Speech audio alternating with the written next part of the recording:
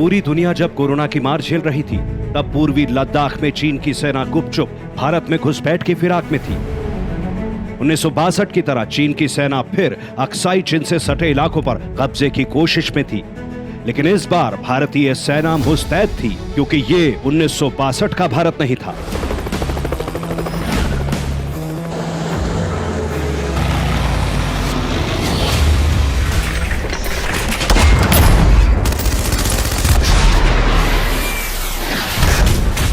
क्योंकि अब भारतीय सेना कोल्ड स्टार्ट डॉक्ट्रिन के तहत 12 महीने 24 घंटे 7 दिन युद्ध के लिए तैयार रहती है।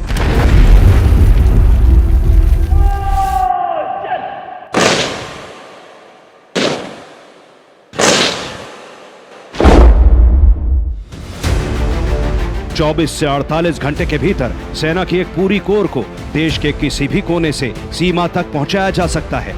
भारतीय सेना का भारी मोबिलाइजेशन भी मुश्किल नहीं रहा।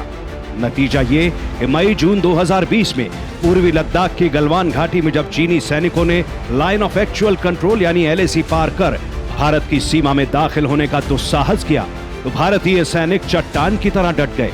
मजबूरन चीन को बातचीत की टेबल पर आना पड़ा। ये कॉन्फिडेंस आ गया है मिलिट्री लीडरशिप के अंदर कि जो वो कार्रवाई करेंगे देश के हित के और सिक्योरिटी के लिए, उनको पीछे से पॉलिटिकल सपोर्ट 100% मिलेगा। सीमा पर शांति और स्थिरता बनाए रखने को चीन तैयार हुआ, तो पाकिस्तान का दिमाग भी ठिकाने आया। फरवरी 2021 में पाकिस्तान भी भारत से शांति की मिन्नतें कर रहा था। सीमा पर भारतीय सेना ने इतने गोले बरसाए कि पाकिस्तानी सेना में त्राहिमाम मच गया। अपने सैनिकों की लाश उठाने के लिए पाकिस्तानी सेना को चांद और तारे वाले झंडे की बजाय हाथ में सफेद झंडा लेकर भारत के सामने गिड़गिड़ाना पड़ा। पाकिस्तानी सेना की शह पर फल फूल रहे आतंकियों के लॉन्च पैड से लेकर ट्रेनिंग कैंपों तक को तबाह कर दिया गया। ये नया भारत है जो दुश्मन के घर में घुसकर मारता है। नेशनल सिक्योरिटी मैनेजमेंट स्ट्रक्चर, उसका जो एग्जीक्यूटिंग एजेंसीज है, उसके ऊपर CDS की मैच्योरिटी की किस प्रकार से ये कंबाइंड ऑपरेशंस किए जाएंगे, उस सब की क्षमता के अंदर एक तरह से बहुत बढ़ोतरी हुई है। भारत की सरजमी पर ये तस्वीरें कभी भुलाए नहीं भूलती। जम्मू कश्मीर की वो पथरीली साजिशें और आतंक का साया आज भी जहन में है। दशकों से भारत के स्वर्ग में यही रक्तपात चल रहा था, मगर वर्ष 2019 के अगस्त में कुछ ऐसा हुआ जिसकी कोई कल्पना भी नहीं कर सकता था। जम्मू कश्मीर 370 और 35A से हमेशा के लिए मुक्त हो गया। एक भावना थी कि हम भारत से अलग हैं, कश्मीर और भारत का जैसे कोई लेना देना ही ना हो, और ये वहां के कुछ नेताओं ने पाकिस्तान के साथ मिलके इस भावना में जैसे आग में घी का काम होता है उस प्रकार से काम करा। लेकिन जब 370 और 35 से हटा, तो उसके बाद अचानक से कश्मीर में शांति आई। यदि आप मानते हैं कि CAA के विरोध में असम से लेकर शाहीन बाग तक जो भी धरने प्रदर्शन हुए, उत्तर पूर्व दिल्ली में दंगे तक कराए गए, उस पर CAA यानी नागरिकता संशोधन कानून हाल में लागू हो ही गया, तो इस पर हैरान नहीं होना चाहिए, क्योंकि बीते दशक में दुनिया के किसी भी मंच पर भारत ने मानवता की पैरोकारी ही की, और यही तो भारत का पुरातन स्वभाव भी है। तभी तो इस्लामिक मुल्कों में त्रस्त हिंदुओं, सिखों, जैन, बौद्ध, पारसी और ईसाइयों को भारत की नागरिकता देना इस कानून का मकसद है। और बड़ा होना चाहिए ये CAA। ये सिर्फ एमनेस्टी नहीं होनी चाहिए, ये राइट ऑफ रिटर्न होना चाहिए। सारे हिंदू जो प्रताड़ित है वापस आओ, ये तुम्हारा लैंड है, जैसे इजराइल है। भारत के विरुद्ध षड्यंत्रों का यह सिलसिला दशकों पुराना है। देश विरोधी ताकतें कभी न्यूक्लियर प्लांट के नाम पर, कभी नदियों के नाम पर किसी न किसी बहाने देश का विकास रोकती आई हैं। बीते 10 साल में विदेशी फंडिंग लेने वाले चंद देश विरोधी NGO की नकेल कसी गई, FCRA के नियमों में सुधार किया गया, निगरानी कड़ी की गई। नतीजा, NGO का नकाब ओढ़कर फलने फूलने वाला माओवाद और अर्बन नक्सल का मकड़जाल भी ध्वस्त होता गया। हवाला के जरिए फंडिंग पर लगाम लगी तो हिजबुल, लश्कर, JKLF जैसे आतंकी संगठनों की कमर टूटती गई। राजनीति के लबादे में जिहाद का खतरनाक मंसूबा पाले PFI पर बैन लगा तो देश के अंदरूनी हालात में काफी सुधार हुआ। आंतरिक सुरक्षा पटल पर मजबूती के साथ साथ सर्वोन्मुखी विकास पर हम सभी ने ध्यान दिया है। ये दोनों ही सतत प्रक्रिया है और ये सब तभी संभव है जबकि देश का नेतृत्व मजबूत हो। आतंकवाद पर नकेल कसी जाए, जैसे हमने देखा कश्मीर में आतंकवाद बहुत हद तक काबू हो चुका है, उग्रवाद नॉर्थ ईस्ट में भी काबू हो चुका है लगभग, नक्सलवाद अब हम लोग देखते नहीं कि ऐसी कोई घटना जो पहले जो दंतेवाड़ा और सुकमा वाली यहाँ होती थी जिसमें बड़े बड़े अटैक किए जाते थे सुरक्षा बलों पर, हमारे नेताओं के ऊपर किए जाते थे, वो अब बहुत कम हो गए, बल्कि अब उल्टा हो गया। अब एक ही एनकाउंटर में 29 जो है नक्सल एक ही एनकाउंटर में ढेर किए जाते हैं। सदियों की दास्तां के बाद स्वतंत्रता तो मिली और उसके बाद के 70 साल में देश दास्तां के प्रतीकों से अपना पीछा नहीं छुड़ा पाया, मगर बीते दशक में हमारा स्वाभिमानी समाज गर्व करने लगा, क्योंकि अंग्रेजों की निशानियों से भारत अब आगे निकलने लगा है।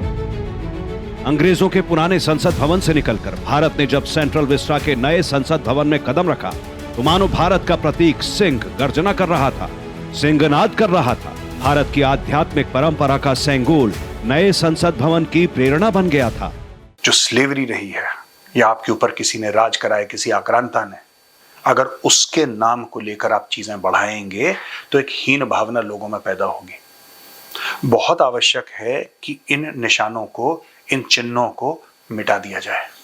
जो गुलामी के प्रतीक हैं इनको खत्म कर दिया जाए, इनको जड़ से उखाड़ दिया जाए। दिल्ली में सिंहनाद था तो सीमा पर मां भारती के सपूत भी गर्जना कर रहे थे। सीमा की सुरक्षा के साथ सीमाओं को संवार रहे थे, सीमाई इलाकों का इंफ्रास्ट्रक्चर मजबूत बना रहे थे, सड़कें, पुल, सुरंगें और इमारतें बन रही थी। 2014 के बाद LAC पर दोगुनी रफ्तार से सड़कें बनने लगी। सीमाओं पर वाइब्रेंट विलेज योजना के तहत देश के पहले गांवों को चमकाने का काम शुरू हुआ, ताकि वहां शहरों जैसी सुविधाएं हों, वहां टूरिज्म बढ़े और वहां के लोगों को शहरों का मुंह न देखना पड़े। 2022 में वाइब्रेंट विलेज बनाने के लिए 4800 करोड़ रुपए दिए गए, जिनसे हिमाचल, उत्तराखंड, लद्दाख, सिक्किम और अरुणाचल की सीमा पर लगभग 3000 गांवों का भाग्योदय होगा। बॉर्डर एरिया डेवलपमेंट प्रोग्राम के तहत 16 राज्यों और 2 केंद्र शासित प्रदेशों के 117 जिलों के गांवों में पक्की सड़कें, बिजली, साफ पानी, टेलीकम्युनिकेशन और कम्युनिटी सेंटर जैसी सुविधाएं खड़ी की जा रही हैं। Comprehensive integrated border management system के साथ सीमाएं अधिक चौकस हुई हैं। बॉर्डर रोड ऑर्गेनाइजेशन ने पूर्वी लद्दाख में 19,300 फीट की ऊंचाई पर उमलिंगला पास तक पक्की सड़क बनाकर विश्व रिकॉर्ड तक बनाया। रोहतांग में अटल टनल, गढ़वाल में चंबा टनल, सिक्किम में ठेंग टनल, मेघालय की सोनपुर टनल जैसी सामरिक दृष्टि से महत्वपूर्ण कई परियोजनाएं BRO के खाते में हैं। सीमा पर आधारभूत ढांचा मजबूत होना चाहिए। इस संकल्प का सबसे बड़ा उदाहरण एशिया के सबसे लंबी जोजिला सुरंग, जो लद्दाख को 12मासी कनेक्टिविटी देती है, अरुणाचल और असम को जोड़ती सेला सुरंग, चेनाब नदी पर बना दुनिया का सबसे ऊंचा रेल ब्रिज और असम के डिब्रूगढ़ में देश का सबसे लंबा रेल रोड ब्रिज भी है।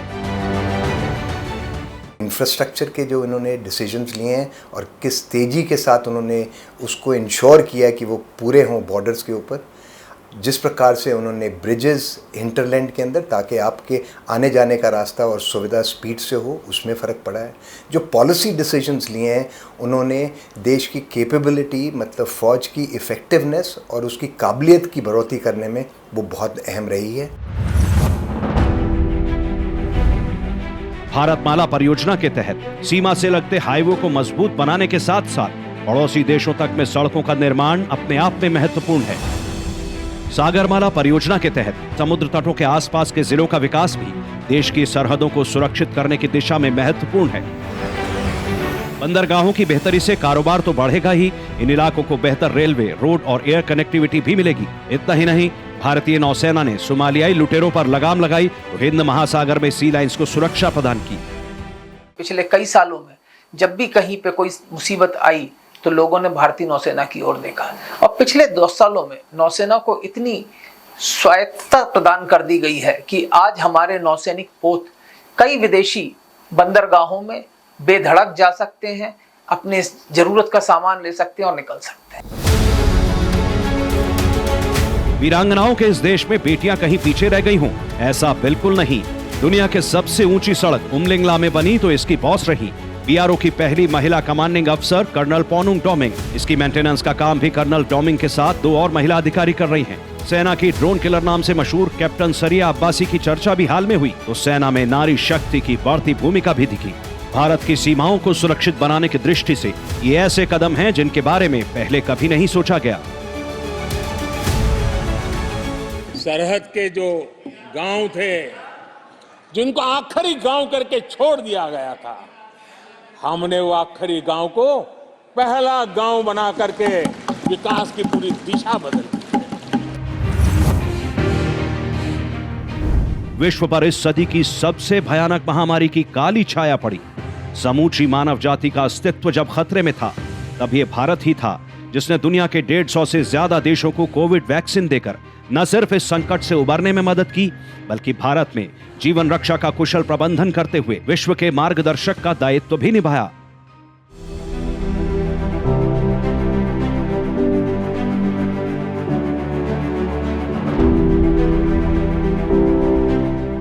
ये संसार में पहले कभी नहीं हुआ, न कोई देश कर पाया। चांद के दक्षिणी ध्रुव तक पहुंचने वाला भारत पहला देश बन गया। ये महान उपलब्धि स्पेस और सामरिक दोनों दृष्टि से भारत को दुनिया में शीर्ष पर लाकर खड़ा करती है। भारत के आदित्य L1 मिशन और गगनयान को लेकर भी दुनिया हैरान है। ये सब बीते 10 साल में ही तो हुआ। भारत की राजधानी में दुनिया के सबसे ताकतवर देशों के सर्वोच्च नेता इकट्ठा हुए तो संदेश साफ था कि दुनिया की अगुवाई करने वालों में भारत शामिल हुआ है। G20 देशों के कुछ हफ्तों के कार्यक्रमों में जो कुछ हुआ, उसने ये भी बताया कि भारत की आवाज दुनिया सुनना चाहती है। दुनिया भारत से मार्गदर्शन चाहती है। जो आज से पहले कभी नहीं हुआ, न दिखा, वो अब हो रहा है, दिख रहा है। पश्चिमी विकसित देश जो कभी हमें एक अराजक और शोरगुल से भरा थर्ड वर्ल्ड कंट्री कहते थे, आज वे खुद ये स्वीकार करते हैं कि भारत के बिना कोई भी वैश्विक निर्णय यानी ग्लोबल डिसीजन लेना अधूरा होगा। विश्व में भारत का स्थान कितना बड़ा हो चुका है, इसका अंदाजा इसी बात से लगाइए।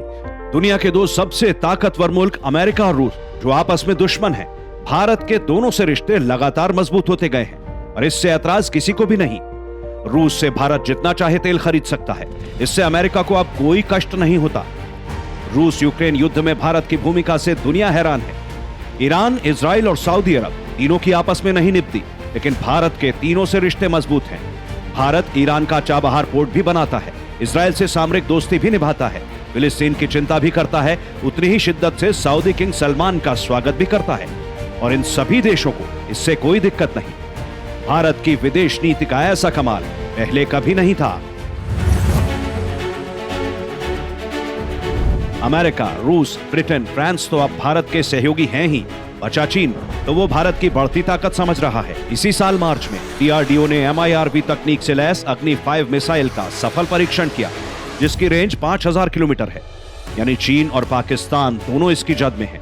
ऐसी तकनीक सिर्फ अमेरिका, रूस, ब्रिटेन, फ्रांस और चीन के ही पास है, मगर अब भारत भी इस क्लब में है। अग्नि 1 की जगह जल्द 2000 किलोमीटर तक मार करने वाली अग्नि प्राइम तैयार है, जो वजन में हल्की है और MIRV वॉरहेड के साथ एक साथ कई टारगेट उड़ा सकती है। Hindustan aeronautics limited fighter jet Tejas mark 1A की सप्लाई शुरू कर रहा है। देश में ही शिपयार्ड्स जंगी जहाजों के साथ पनडुब्बियों के निर्माण में तेजी से लगे हैं। यूपी और तमिलनाडु में डिफेंस कॉरिडोर बनाए जा रहे हैं। 400 से ज्यादा ऐसे आइटम थे जो सेना के लिए विदेश से खरीदे जाते थे और अब वो भारत में ही बनाए जा रहे हैं। बीते साल भारत से 85 देशों को 22,000 करोड़ रुपए से ज्यादा का सैनिक साजो सामान निर्यात हुआ। मुझे मेरी सेना पर भरोसा है। कुछ राजनेता सेना के लिए हल्के फुल्के शब्द बोल दें, इससे मेरे देश की सेना डिमोरलाइज होगी। ये सपनों में कोई रहते तो निकल जाए। सेना के लिए सप्लाई और तकनीक की कोई कमी नहीं। आम नागरिक भी देख रहा है, भले वो यूनिफॉर्म में ना हो। राम जनमानस अब देश के लिए समर्पण को तैयार है। सेना की मजबूती के लिए अब ईमानदारी से टैक्स देता है। GST जैसे महत्वपूर्ण निर्णय के बाद से आज देश का टैक्स कलेक्शन रिकॉर्ड स्तर पर है। रिटर्न भरने वालों की संख्या अभूतपूर्व है। उद्योग के लिए कम से कम नियमन, सिंगल विंडो, ऐसे कई उपायों ने अर्थव्यवस्था को ऐसे पंख लगाए कि 2014 में भारत दुनिया में 10वीं बड़ी अर्थव्यवस्था था और आज 2024 में भारत दुनिया की 5वीं सबसे बड़ी अर्थव्यवस्था बन चुका है। देश सदियों से जिस पल की प्रतीक्षा कर रहा था, वो दैवीय कृपा भी इसी वर्ष के आरंभ में हुई। श्री राम जन्मभूमि पर भव्य मंदिर का पुनर्निर्माण और उसमें रामलला की दिव्य प्रतिमा की प्राण प्रतिष्ठा। भारत विश्व में जो भी कीर्तिमान बनाए, और उस सबसे ऊपर श्री राम तो भारत की आत्मा है, इस मिट्टी के कण कण में बसे हैं। अयोध्यापुरी के साथ ही बाबा विश्वनाथ की काशी को भव्य दिव्य स्वरूप दिया गया। उज्जैन में महाकाल का दरबार भी फिर से सजाया संवारा गया। वृंदावन में बांके बिहारी को भी अधिक प्रतीक्षा नहीं करनी होगी। मंदिरों के जीर्णोद्धार के साथ उनके कॉरिडोर बने, तो साथ ही बीती कई सदियों से भारत से चुराकर विदेश भेजी गई देवों की प्रतिमाएं भी भारत वापस आने लगी। वर्ष 2047 में जब भारत अपनी स्वतंत्रता के 100 वर्ष पूरे करेगा, तब विकसित, आत्मनिर्भर और विश्व की महाशक्ति होगा। लेकिन विश्व में भारत के दुश्मनों की भी कोई कमी नहीं। विदेशी ताकतें लगातार भारत के विरुद्ध काम कर रही हैं। विकसित भारत के आज के शौर्य से, विश्व में बढ़ते भारत के कदमों से भारत विरोधी ताकतें बौखलाई हुई हैं। वो विदेश में हैं और देश में भी हैं। वो कोलाहल करेंगे, शोर मचाएंगे, भ्रम फैलाएंगे, चुनावों से पहले देश को डिगाने के लिए पूरी ताकत लगाएंगे। वो लगे भी हुए हैं। मगर भारत भूमि में जन्म लेने वाले हर नागरिक को अपनी भूमि का पता है, देश का हित किसमें है वो ये जानता है। अब लोकतंत्र के इस महापर्व में अपनी आहुति देने जाएं, तो वोट देने से पहले थोड़ा रुकें। भारत के गौरव, सुरक्षा, विश्व में बढ़ते सम्मान पर विचार करिए और कहिए, मैं भारत हूं। आप वोट जरूर करें। आप वोट सोच समझ कर करें। आपका वोट फौज को मजबूत करेगा, और फौज मजबूत होगी तो सीमाएं सुरक्षित रहेंगी, और सीमाएं सुरक्षित रहेंगी तो हमारा देश उन्नति के रास्ते पर बढ़ सकता है।